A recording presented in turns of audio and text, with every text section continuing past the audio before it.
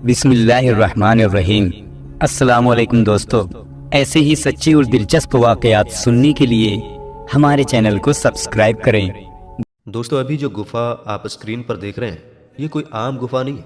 ये एक ऐतिहासिक गुफा है और इसके पीछे एक बहुत ही हैरान करने वाली और अनोखी कहानी है। करीब 1700 से 1750 साल पहले इस गुफा में एक ऐसा वाक़या हुआ जिसने सबको हैरान कर दिया। ये एक ऐसा वाक़या था कि इसका जिक्र कुरान शरीफ में भी किया गया है। हुआ कुछ ऐसा कि कुछ लोग जो अपनी जान बचाने के लिए इस गुफा में छिपने आए थे, यहाँ आकर सो गए। लेकिन वो सोए तो लगातार 300 साल तक सोते रहे। 300 साल के बाद वे जागे तो बिल्कुल वैसे ही थे जैसे सोने से पहले थे। न उनकी उम्र बढ़ी थी और न उनके शरीर में कोई बदलाव आया। अब सवाल यह है कि ये लोग कौन थे और वे इतने लंबे वक्त तक कैसे सोते रहे, और ये गुफा जहाँ ये सब हुआ आज के ज़माने में किस देश में मौजूद है। इन सारे सवालों के जवाब हम आपको इस वीडियो में बताएंगे। दोस्तों, सबसे पहले तो हम आपको ये बताते चलें कि ईसाई और मुस्लिम यानी दोनों धर्मों से ताल्लुक़ रखने वाले लोग इस वाक़ये को सच्चा मानते हैं, और मुसलमानों की किताब कुरान करीम में भी इस वाक़ये को साफ तौर पर बताया गया है। यह वाक़या हज़रत ईसा अलैहिस्सलाम के इस दुनिया से उठाए जाने के बाद लगभग 250 साल बाद हुआ था। दोस्तों, हज़रत ईसा अलैहिस्सलाम के इस दुनिया से उठाए जाने के बाद ईसाइयों की हालत दिन ब दिन ख़राब होती गई। यहाँ तक कि एक वक्त ऐसा आया जब फ़िलिस्तीन के पूरे इलाके पर दकियानूस नाम के एक बादशाह की हुकूमत हो गई। यह बादशाह ईसाइयों का बहुत बड़ा दुश्मन था। उसका मानना था कि उसकी हुकूमत में कोई भी इंसान ईसाई धर्म, जो उस वक्त नया धर्म माना जाता था, उसको ना माने। अगर कोई इस धर्म पर अमल करेगा तो वो उसे ख़त्म कर देगा। इसी बादशाह की हुकूमत में कुछ लोग रहते थे जो बाद में असहाबे कहफ के नाम से मशहूर हुए।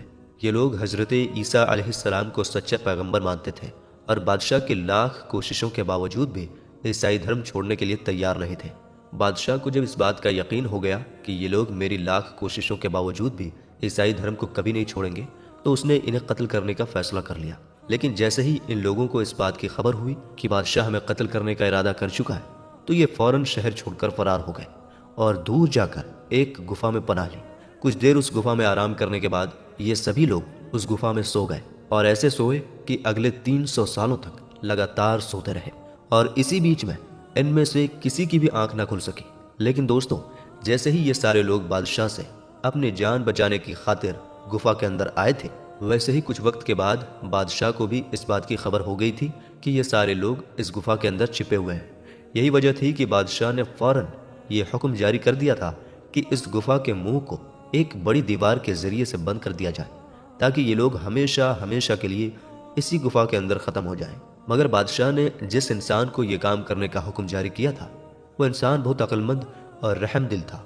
उस इंसान ने उस दीवार को बनवाने से पहले ही सारे असहाबे कहफ की तादाद याद करने के साथ साथ उनका पूरा किस्सा भी एक तख्ती पर लिख दिया था। यानी उनके साथ जो जो हुआ था वो सारी बातें उस तख्ती के ऊपर लिख दी थी। फिर उस तख्ती को एक तांबे के संदूक में रखकर उस संदूक को उस दीवार की बुनियाद में चुनवा दिया था। और इस तरह से अब ये गुफा अगले 300 सालों तक के लिए पूरी तरह से बंद हो गई थी।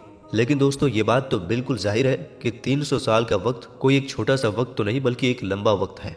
और यही वजह थी कि इन 300 सालों के बीच में धीरे धीरे पूरी दुनिया का नक्शा बदलता गया, और जिस जगह पर दकियानूस बादशाह की हुकूमत हुआ करती थी, वहाँ पर भी बादशाह और हुकूमतें बदलती गईं।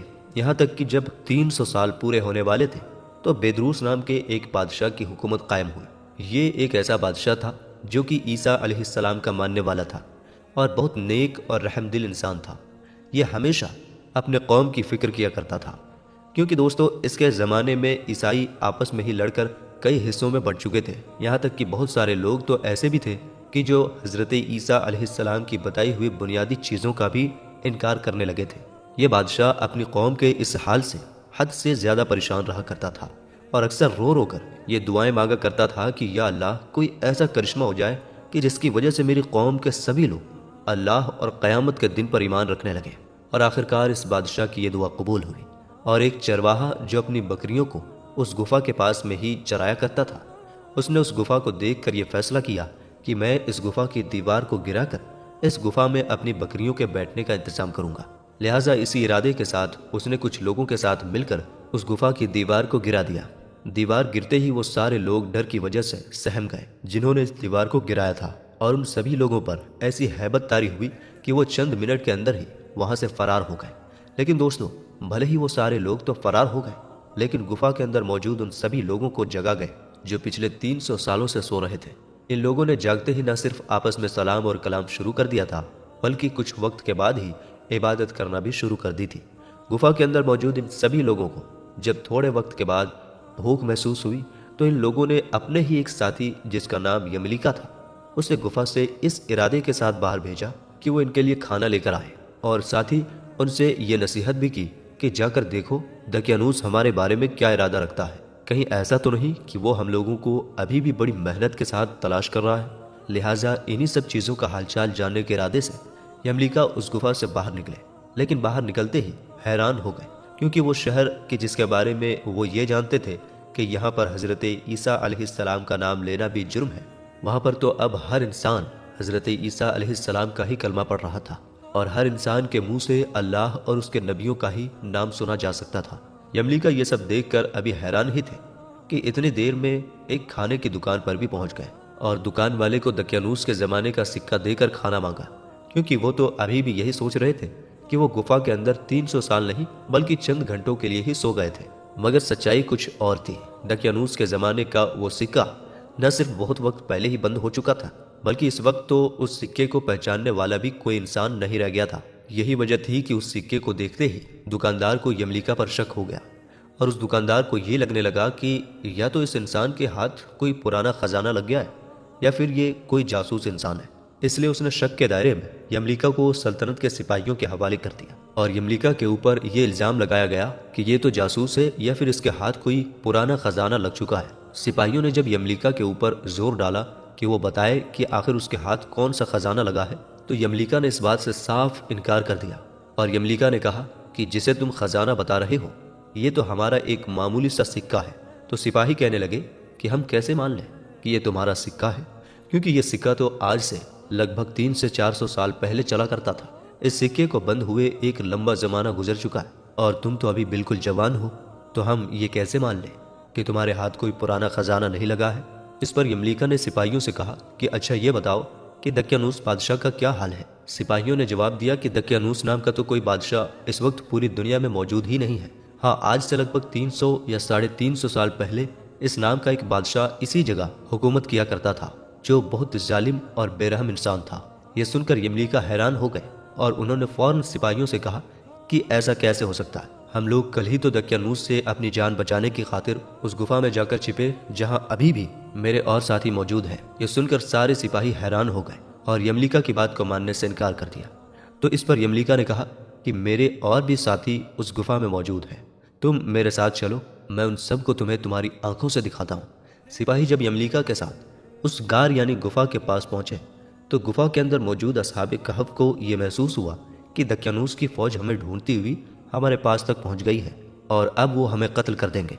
इसलिए वो पहले से ही अल्लाह ताला की इबादत करने लगे और अल्लाह ताला से अपनी जान की हिफाजत के लिए दुआ करने लगे। लेकिन यमलिका के साथ पहुंचने वाले सिपाहियों ने बहुत जल्द ही उस तांबे के संदूक को भी हासिल कर लिया कि जिस संदूक को दीवार खड़ी करते वक्त दीवार की बुनियाद में दफनाया गया था। सिपाहियों ने जब उस तख्ती को पढ़ना शुरू किया कि जो तांबे के संदूक के अंदर मौजूद थी, तो वो हैरान हो गए। उस तख्ती पर यह साफ तौर पर लिखा हुआ था कि ये मोमिनों की जमात है जो अपनी जान की हिफाजत की खातिर दकियानूस बादशाह के खौफ से इस गार में पनाह लिए हुए हैं। दकियानूस बादशाह ने खबर पाकर इन लोगों को इस गार के अंदर बंद करवा दिया है और हम तख्ती पर यह हाल इसलिए लिखते हैं ताकि जब भी ये गार यानी गुफा खुले तो लोग असहाबे कहफ पर बाखबर हो जाएं, यानी ये जान सकें कि असहाबे कहफ के साथ क्या हुआ था। ये पढ़कर सिपाहियों के साथ साथ वो सभी लोग हैरान थे कि जो उस वक्त उस गार यानी गुफा के पास मौजूद थे। सिपाहियों ने फौरन अपने बादशाह को इस पूरे मामले की खबर दी। बादशाह फौरन सभी लोगों के साथ उस गुफा के पास पहुंच गया और गार में सोने वाले सभी लोगों से मिलने के बाद सजदे में गिर पड़ा और वो रो रो कर ये कहने लगा कि अल्लाह ताला ने मेरी दुआ कबूल कर ली। यानी अल्लाह ताला ने एक ऐसा करिश्मा दिखा दिया कि जिसकी वजह से अब लोग मरने के बाद दोबारा उठने पर यकीन करने लगेंगे। उसके बाद असहाबे कहफ ने अपने बादशाह को दुआएं दी और बादशाह से कहा कि अल्लाह ताला तेरी बादशाहत की हिफाजत करे और अब हम तुम्हें अल्लाह के सुपुर्द करते हैं। ये कहकर असहाबे कहफ दोबारा गार के अंदर चले गए और ये सारे के सारे लोग उस गार के अंदर जाकर सो गए और ऐसे सोए कि अल्लाह ताला ने उसी हाल में उन लोगों को मौत दे दी। उसके बाद बेदरूस नाम के उस नेक बादशाह ने लकड़ी के संदूक बनवाकर असहाबे कहफ की पाक लाशों को उनके अंदर ही हमेशा हमेशा के लिए महफूज कर दिया था। दोस्तों, अगर हम ये जानने की कोशिश करें कि असहाब कहफ की गुफा आज के ज़माने में किस देश में है, तो आपको बताएं कि वो गुफा आज जॉर्डन में मौजूद है। हालांकि बहुत से लोग तुर्की के इज़मिर शहर में मौजूद एक गुफा के बारे में भी दावा करते हैं कि वो असहाब कहफ की गुफा है, लेकिन कुरान शरीफ में गुफा की जो निशानियाँ बताई गई हैं वह तुर्की की गुफा के बजाय जॉर्डन की गुफा पर ज़्यादा मेल खाती है। इसलिए ज़्यादातर रिसर्च स्कॉलर्स का मानना है कि जॉर्डन में मौजूद गुफा ही असली असहाब कहफ की गुफा है। अब अगर बात करें कि गुफा में कितने लोग थे जो 300 साल तक सोए रहे, तो हज़रत अब्दुल्लाह इब्न अब्बास रज़ी अल्लाह ताला अन्हु की हदीस के मुताबिक वे कुल 7 लोग थे और उनके साथ एक कुत्ता भी था जो उनका 8वां साथी था। वैसे दोस्तों, आज की वीडियो को हम यहीं ख़त्म करते हैं। अगर वीडियो पसंद आई हो तो इसे लाइक ज़रूर करें और अपने दोस्तों के साथ शेयर करना ना भूलें। अगली वीडियो में फिर मिलेंगे इंशाअल्लाह ताला। तब तक के लिए अस्सलाम वालेकुम, अल्लाह हाफिज़।